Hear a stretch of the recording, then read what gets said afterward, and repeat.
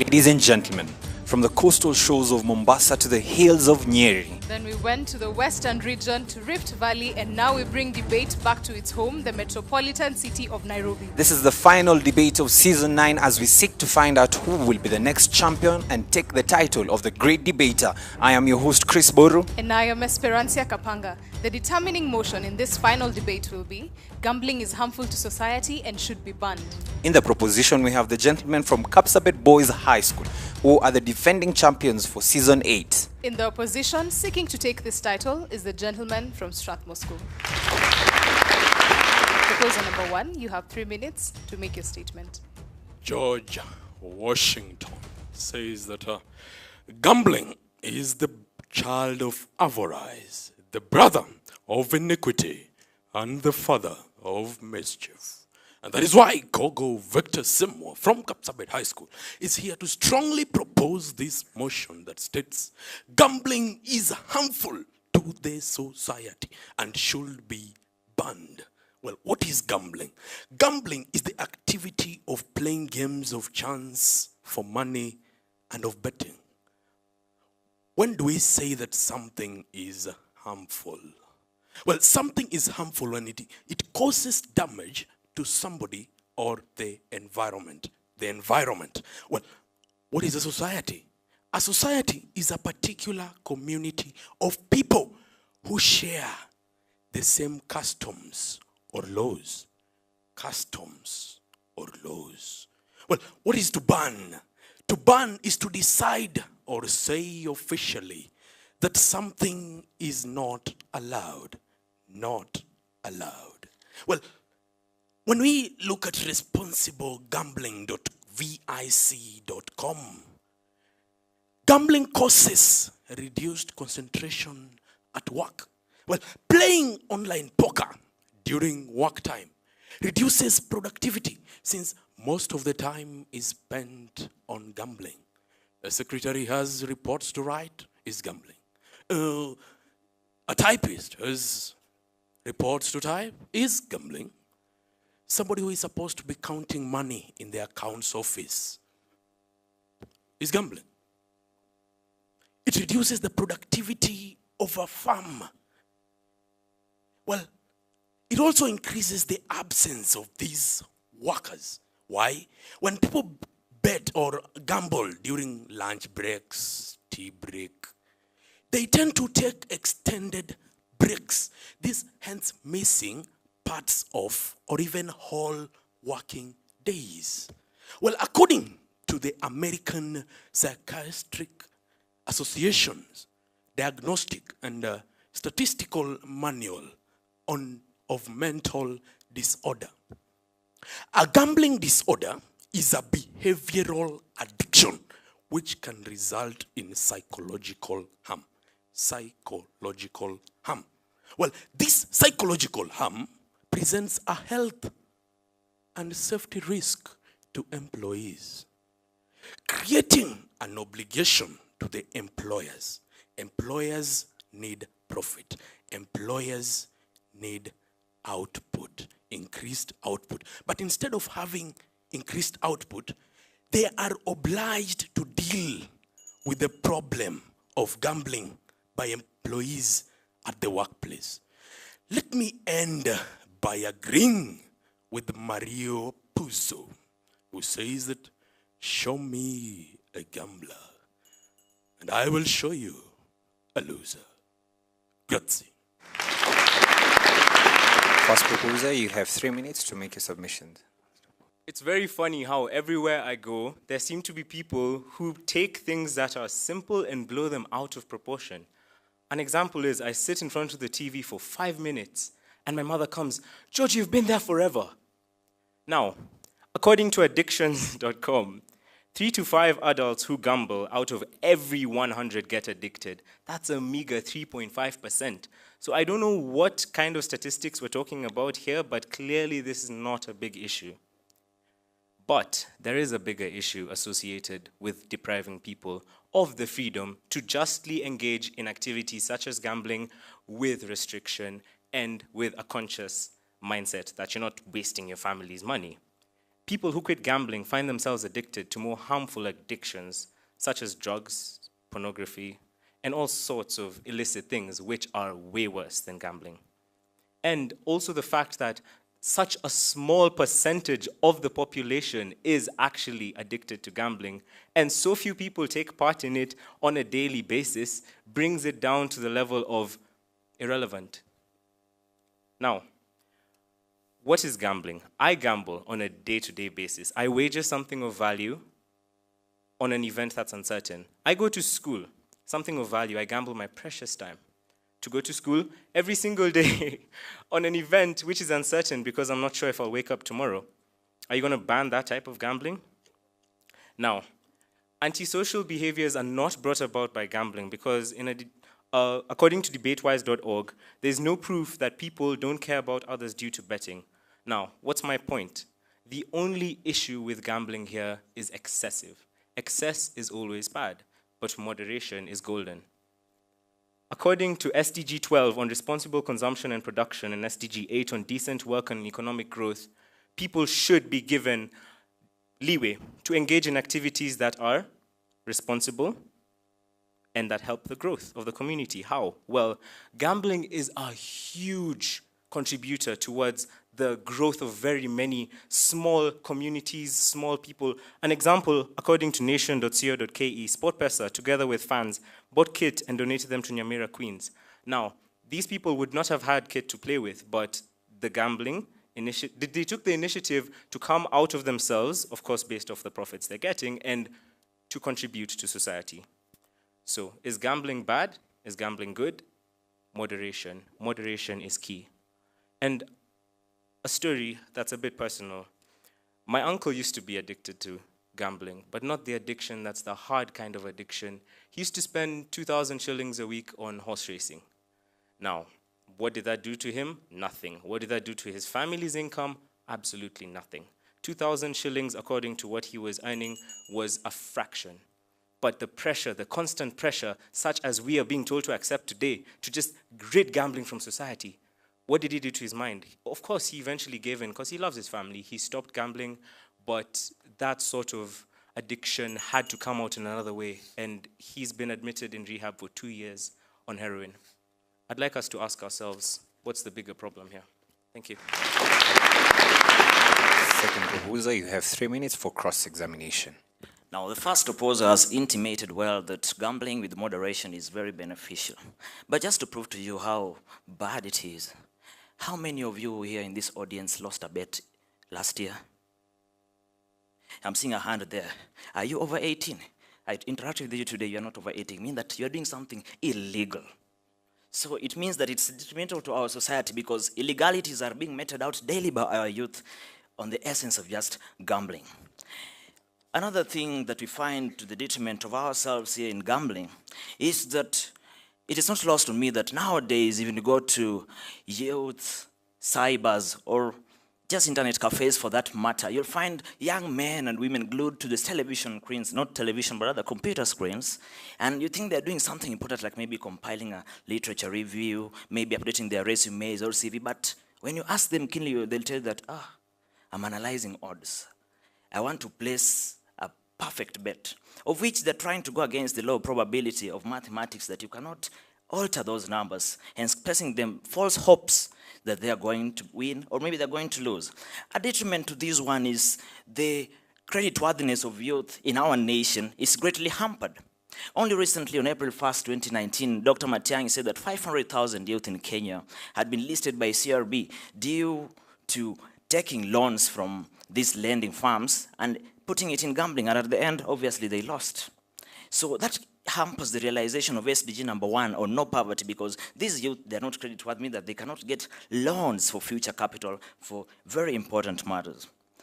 I do not also fail to note that this is an attempt of neo-colonization. Only recently, on July 2016, in 2019, this year, 3 weeks ago, the government was set to deport 17 directors of gambling companies out of the 28 that we have to crack down on borrowed culture of betting. You find that the Western countries, or the conceptual West, have been able to warp the minds of our youth to know that they can only survive by probability. Hence, they have controlled the mind of the youth, who are the next generation. Hence, they control the nation of the future. We also do not fail to note that it leads to misappropriation of school funds, this gambling. And all headlines on March 26, 2016 pointed to Moses Omwai of Maseno University, who lost 40,000 shillings worth of school fees to betting. And today, if you look at him, he's a school dropout. And he's not the only one. There are so many, meaning that the education and the SDG number 4 and its implementation is greatly hampered due to this, what we call gambling. It also leads to increased conmanship in our nation. You'll find that there are online scams of people who can do professional betting or predictions in betting for that matter, like one called Binti Futa in Telegram, who was able to con over 2,000 Kenyans, telling that if you pay me 5,000, I'll give you the sure odds for this one, meaning that many Kenyans were inconvenienced of the same. For us to mature as a society and live along this effect of gambling, I would like to tell you one proverb from my community that you cannot kill a cobra that is in a guard without breaking that guard. And for us to finish the negative effects of gambling, we just need to ban it. Thank you. Secretary Maposa, you have 3 minutes for cross-examination. Quite the gamble for me to be here with asthma and not have used my inhaler. Now, I really do feel bad for Moses. However, I think Moses is a man who can make his own decisions. And if Moses really did lose the 40,000, then I think Moses just needs to get better.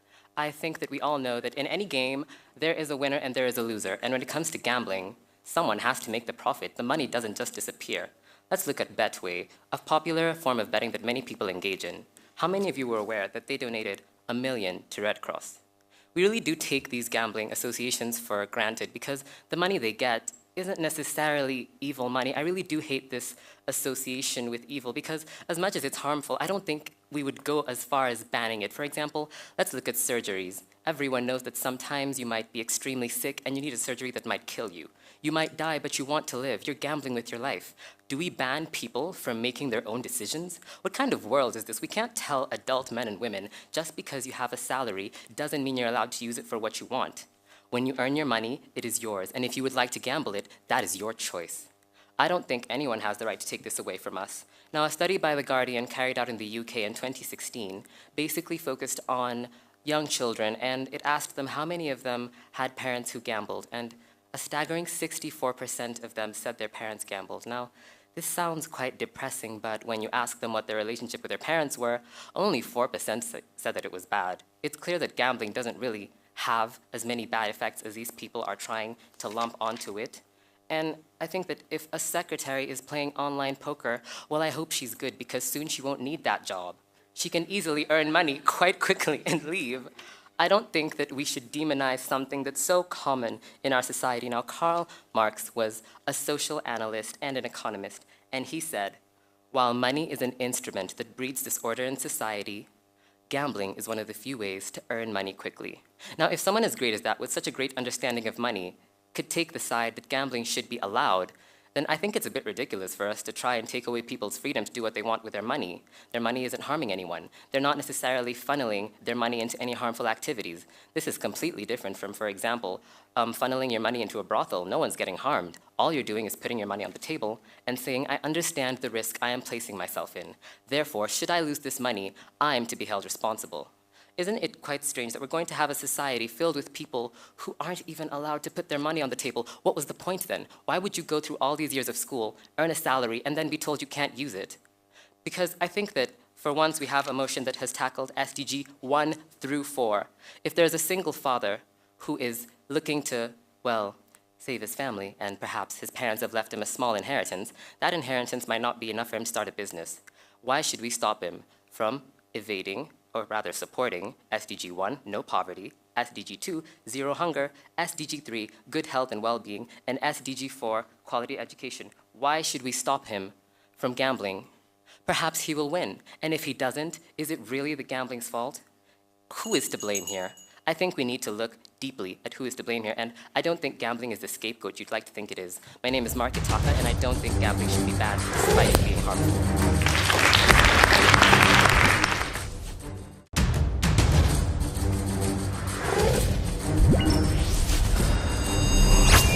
proposers have been asked, if we look at gambling as a skill-based activity and not a chance-based activity, are they still advocating for it to be banned, or can we still have it continuing?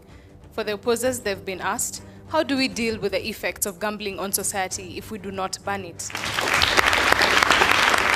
Third proposer, you have 3 minutes to respond. Thank you for that question. But as an African, I would answer your question with another question. Please do tell us the skills that you need to win a bet in a gambling situation. An example, SportPesa. As much as you say that it is skill-based, isn't it still harmful to the society as the effects that have been mentioned by my fellow speakers? Which is more important? Gambling, the skills, or the society? Let us put this into realization. My first point, gambling leads to increase in suicide rates. It has been a case that we've had more than once or twice that a certain person has committed suicide due to inability of paying a debt that he or she has lost. 2016, we had a case of a university student who hanged himself after losing $790 upon placing the debt. Moments after that, we still have 5 more cases of suicide, 5 more cases of bankruptcy, 5 more cases of domestic violence. Do you really think this is doing justice to our youth? No, that is why we advocate for the banishment of gambling.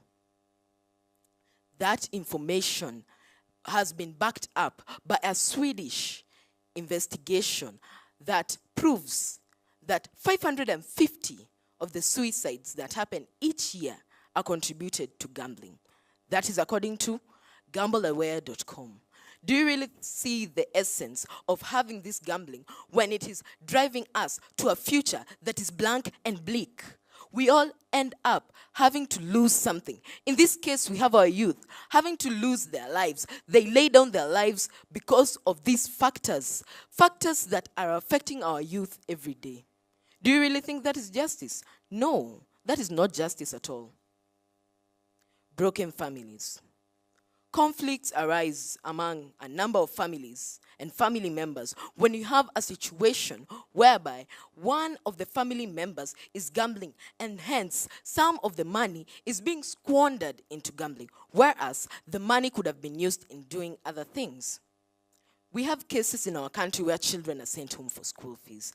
I cannot say that all of this is due to gambling, but I can assure you that something of the case has happened.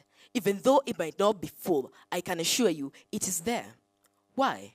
Because you can find a scenario where a parent has placed a debt and ends up losing the money which should have been used for other means and purposes.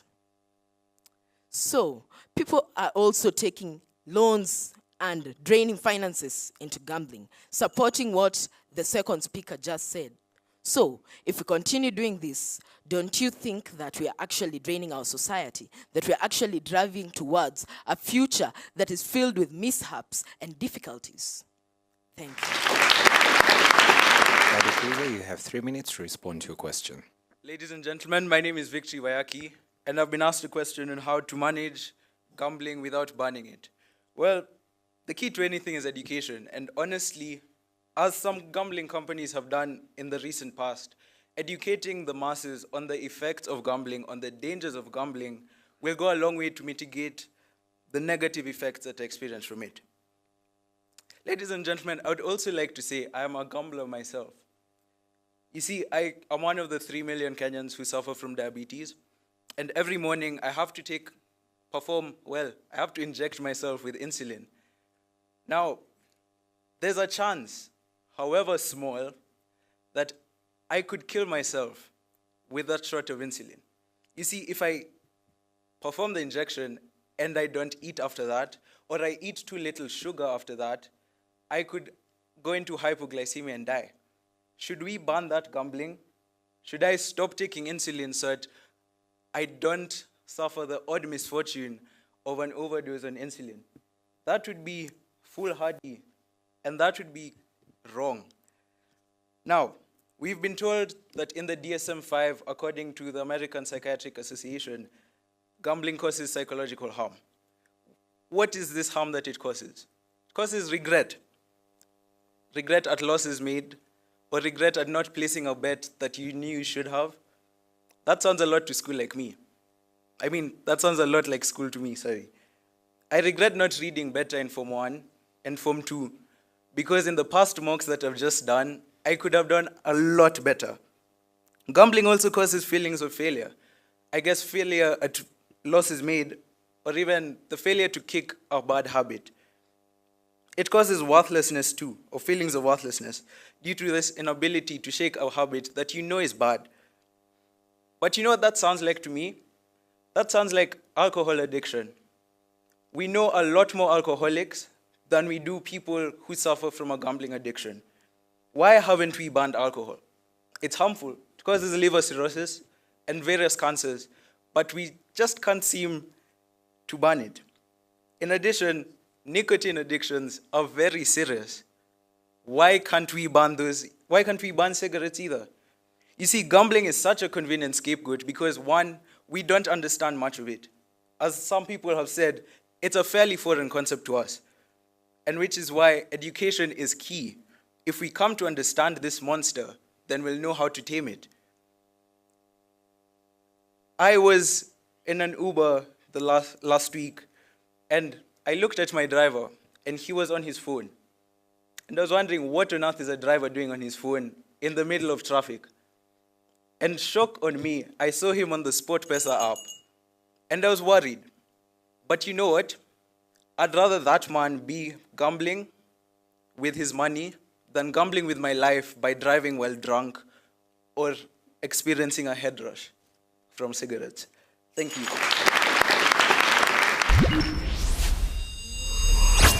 Proposers, you have 1 minute to make a final submission. Forgive me for looking like a polygamist, but my brother-in-law, once more. You've talked about insulin, but if gambling is the insulin for treating poverty, then that research for medicine is downright wrong. Why do I say so? It is because you're trying to legitimize things which you know in a sense they're wrong. One of you told us about channeling money to brothels, or even about the secretary thing. I don't know how many secretaries have been able to leave their formal jobs because of winning SportPesa. We are yet to find out. But we are going to see a progression when Dr. Matiang'i continues whatever he's doing. The licenses of some companies have been revoked. And I've been to the mountaintop and I've seen a ray of hope for Kenya. Because the day in which gambling will be banned will be like, in a manner of speaking, our day of Pentecost. And the Holy Spirit will descend on us as the Kenyan youth and will start speaking in tongues. The idle ones in front of computers will start speaking the language of being busy, doing something important instead of lying on chance. Or the people who are criminals because of looking for capital for gambling will also start speaking the language of morality and working hard to get things by their own sweat. Otherwise, the frying of a goat does not prevent it from being sold in a market. So telling us about the good effects of gambling makes it still bad. Thank you.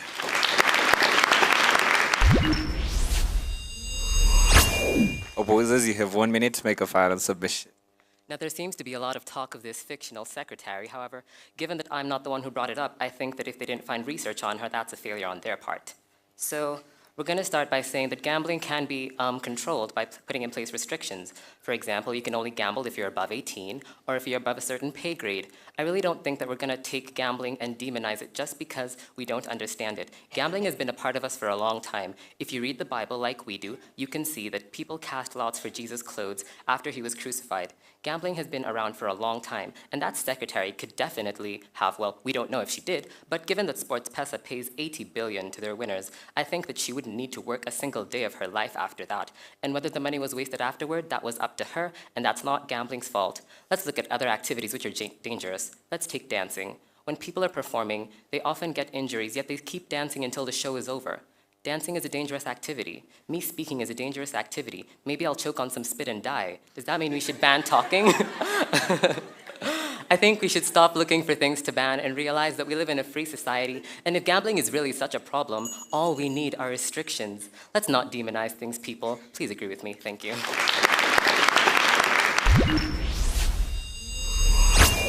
I am really, really proud of the 6 of you on stage. And I sit here and I'm excited about just looking at the next generation of leaders and the fact that you can articulate motions very well.